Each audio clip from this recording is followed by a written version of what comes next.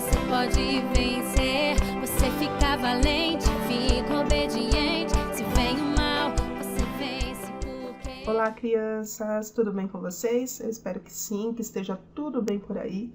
Por aqui também está tudo bem, tá bom? E nós hoje vamos para a nossa lição número 7. Nossa lição e que o título é Somente a Deus. Sobre quem será que a gente vai aprender hoje, hein? A nossa lição está lá em Esther, capítulo 2, do versículo 21 até o capítulo 3, versículo 15, tá bom? Quem será a pessoa corajosa da lição de hoje, hein? Será que é Esther? Não sei. A gente vai continuar a história que a tia Denise começou a contar para vocês na última aula, tá bom? Mas antes da gente continuar, vamos, como sempre, começar com a nossa oração, tá bom? Eu vou fechar os olhinhos daqui, vocês fecham daí e nós oramos juntos, beleza? Então vamos orar? Santo Eterno Deus, obrigada, Senhor, por mais uma oportunidade de estarmos aqui juntos, reunidos, mesmo que virtualmente, mas juntos para aprender um pouco mais da Tua Palavra, Pai. Obrigada porque nós aprendemos tantas coisas, Senhor.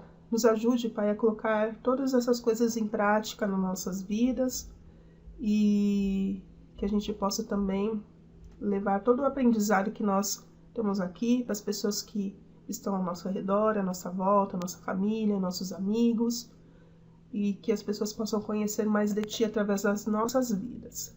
Obrigada por tudo, continue conosco, cuidando e guardando de todo o mal, Pai. Nós te pedimos e te agradecemos em nome de Jesus. Amém. Bora?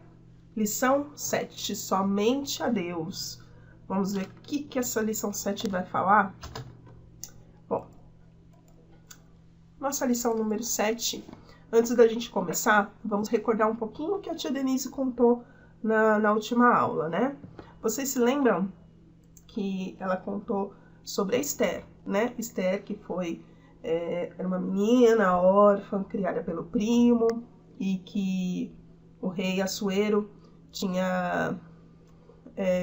a rainha Vasti tinha desobedecido ao rei, o rei Assuero, e aí por isso ele começou a procurar uma nova rainha, né? E dentre todas as moças que se apresentaram para participar da seleção, ele escolheu Esther, né?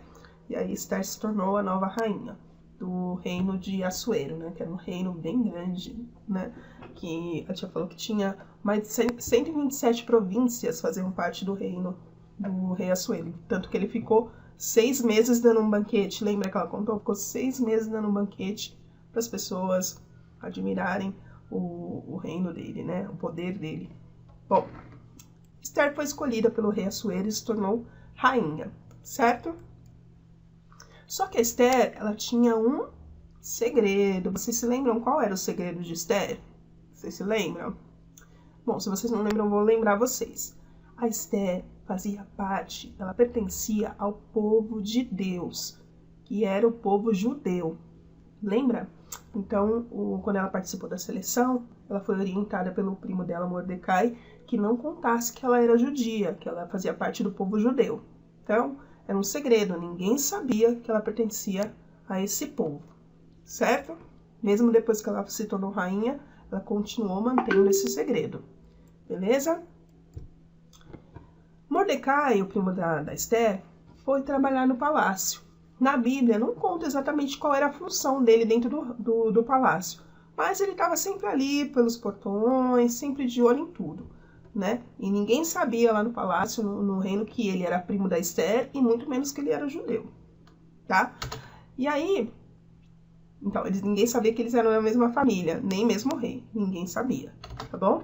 E aí, Mordecai descobriu que tinham 2 soldados que estavam tramando para matar o rei Assuero. Ele, passando pelos portões, ouviu os soldados tramando que iriam matar o rei. Ele foi, contou tudo para Esther, e foi investigado, descobriram que era verdade, e esses 2 soldados mandaram matar esses 2 soldados que queriam tramar contra o rei. Então, Mordecai salvou a vida do rei, né? E diz que isso tudo ficou registrado na história do reino do rei Assuero, tá? Ficou tudo lá registrado. Esse momento foi um momento importante, então, né? Então, alguns anos se passaram, alguns anos depois, e o rei resolveu nomear Amã. Amã era um dos funcionários do rei e foi nomeado como primeiro-ministro da Pérsia. Então, esse era um cargo muito importante. Tão importante que ele se tornou o homem mais importante depois do rei Assuero. Então, depois do rei, ele era o mais importante, tá? E, junto com essa nomeação, veio uma ordem que obrigava todos a se curvarem quando Amã estivesse na presença das pessoas. Então, quando Amã chegava, todas as pessoas eram obrigadas a se curvarem diante de Amã. Só que tinha um homem que não se curvava. Ele não se curvava. Olha só. Era esse aqui que a seta está mostrando. Vocês já reconheceram ele? Quem que é esse homem? Vocês sabem? Olha lá, tinha um homem que não se curvava para Amã. Vocês sabem quem era? Era o Mordecai, o primo da Esther. Ele não se curvava diante de Amã. E vocês sabem por quê? Ele não se curvava? Todos queriam saber qual a razão de Mordecai não se ajoelhar para Amã. Por que ele não se ajoelhava? E aí todo mundo insistia, por que você faz isso? Por que você não se curva diante de Amã?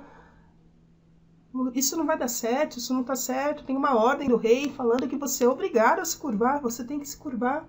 E de tanto insistirem e perguntarem, olha o que ele respondeu. Eu sou judeu, eu adoro somente a Deus. Olha lá o nome da nossa lição, somente a Deus. Então, o Mordecai, como um homem do povo de Deus, ele sabia que nós devemos adorar somente a Deus. Nós não podemos nos curvar nem em estátuas, nem em pessoas. A nossa adoração tem que ser sempre para Deus. Então, aquilo era algo que desagradava a Deus. Então, ele não faria, não ia fazer. Não importa se era o rei que estava mandando, se era Amã que estava mandando, ele não queria saber. Ele adorava somente a Deus, tá bom? Ele ficou firme e não se abateu, mesmo com as pessoas insistindo, mesmo ele sabendo que ele estava indo contra a ordem do rei e contra a ordem do primeiro-ministro da Pérsia, que era um homem muito importante, tá? Ele ficou firme. E aí, o que a gente aprende com isso?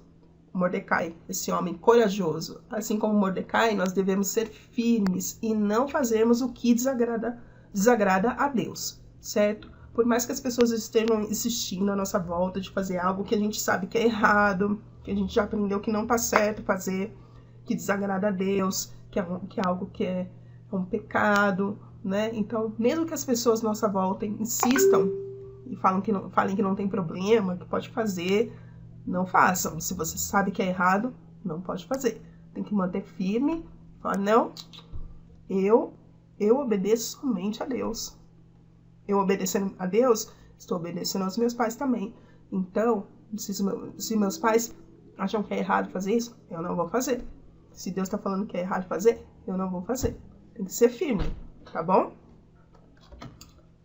E aí, Amã não gostou nada quando ele soube que havia um homem que era judeu e que não se curvava diante dele. Ele ficou muito bravo. Como assim, né?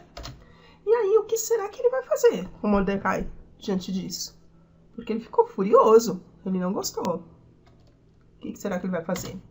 Vocês lembram que lá atrás, na história que a gente aprendeu dos amigos de Daniel, Sadraque, Mesaque e Abidnego, que eles tinham também uma ordem que eles deveriam se curvar diante da estátua de Nabucodonosor, lembra? E eles se curvaram? Não. E o que o rei mandou fazer? Jogá-los na fornalha. Será que Amã vai fazer a mesma coisa com Mordecai? Vai mandar ele para a fornalha? Não sei. Será que ele vai mandar matá-lo? Que nem ele mandou matar que nem os soldados foram mortos quando tentaram matar o rei? Não sei. Será que ele vai ser preso? Vai ser preso e ficar lá um bom tempo preso porque ele desobedeceu a ordem de Amã? Também não sei. Vamos seguir a história pra gente saber? Vamos lá. Amã planejou algo muito mais terrível. Nossa, tia, mas o que mais pode ser terrível do que mandar matar, mandar jogar na fornalha? O que seria mais terrível que isso? Olha só. Amã decidiu, junto com outros conselheiros do rei, sabe o quê? Ele vai dizer, olha lá. Matar somente Mordecai não basta. Ele não queria matar somente Mordecai. Vou mandar matar todos os judeus daqui a 11 meses. Olha isso. Por quê? Ele sabia que se Mordecai não se curvava diante dele porque era judeu, ele sabia que todos os outros judeus não se curvariam diante dele.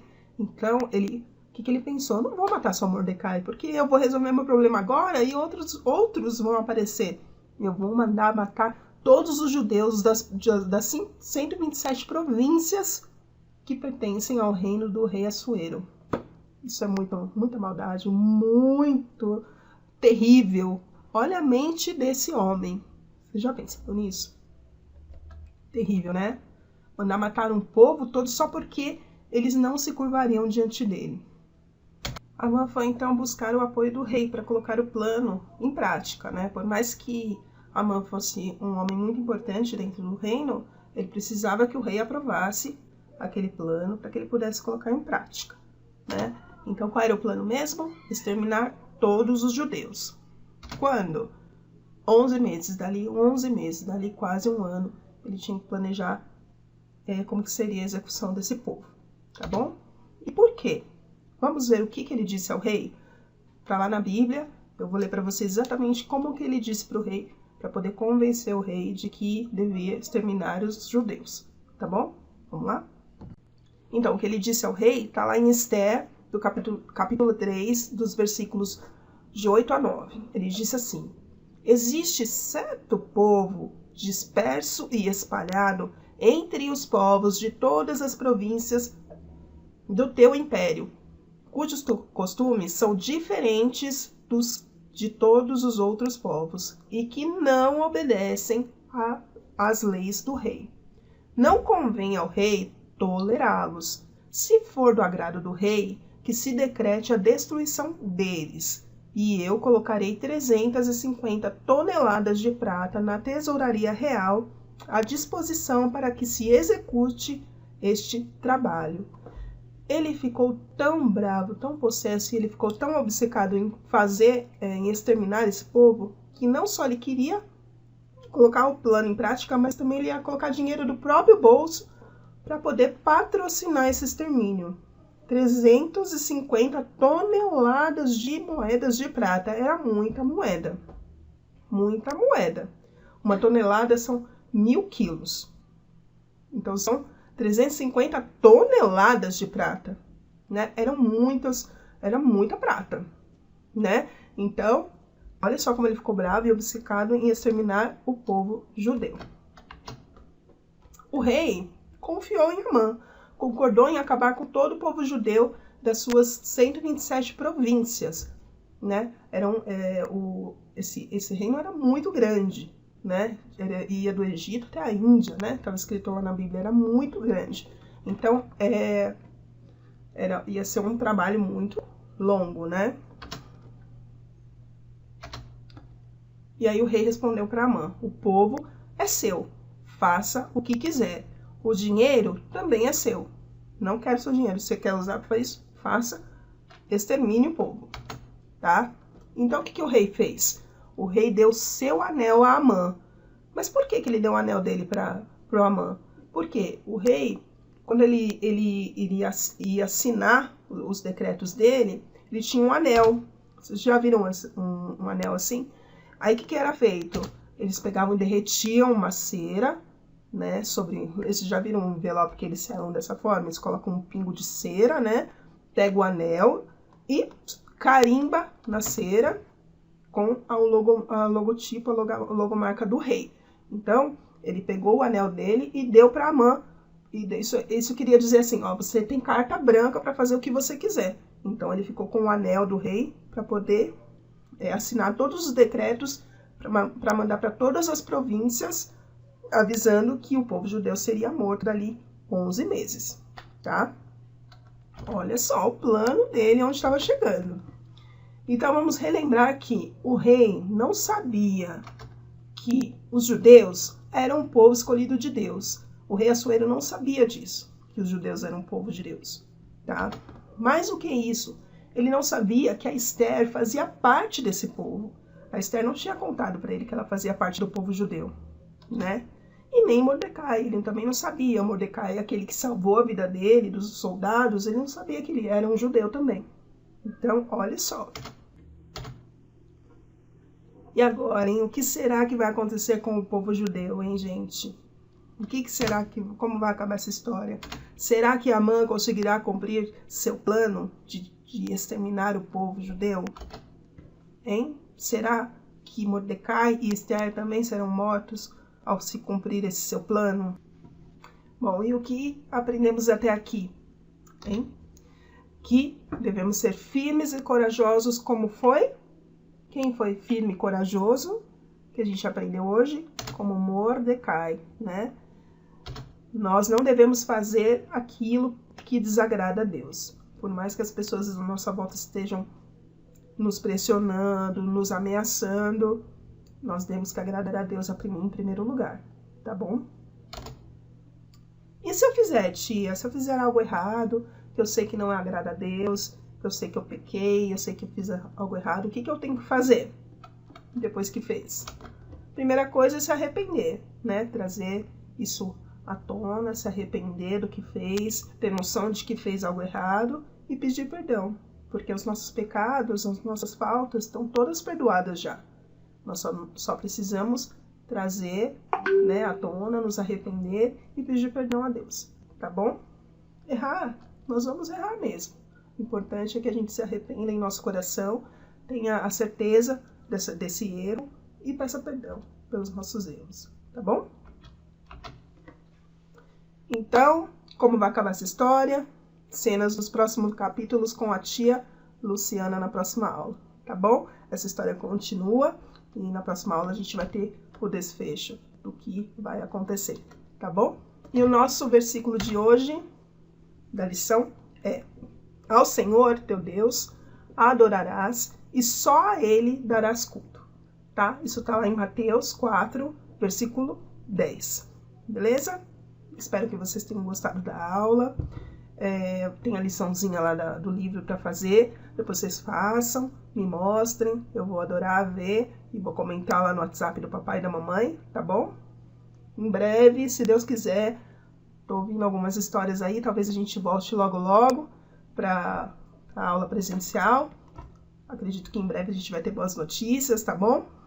Mas a gente se vê, estejam com Deus, se cuidem, orem bastante, tá bom? Se relacionem com Deus, porque é muito importante, né? A gente cultivar isso no nosso dia a dia, não só no domingo, nas aulinhas da escola dominical, mas todos os dias que a gente puder ler um pouquinho a Bíblia, fazer as orações, é muito bom, tá bom?